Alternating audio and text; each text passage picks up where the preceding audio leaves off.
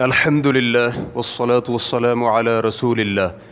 صبح اور شام کے اذکار وضو کے بغیر پڑھنے کا حکم۔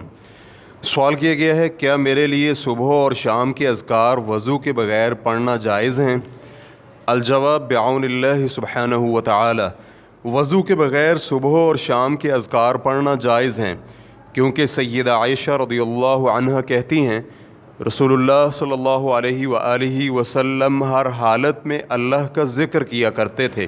دائمی کمیٹی برائے علمی تحقیقات و فتاوی الشیخ عبدالعزیز بن عبداللہ بن باز، الشیخ عبداللہ بن غدیان، الشیخ صالح الفوزان، الشیخ عبدالعزیز آل شیخ، الشیخ بکر ابو زید، فتاوی اللجنۃ الدائمۃ للبحوث العلمیۃ والافتاء، جلد نمبر 24 صفحہ نمبر 233۔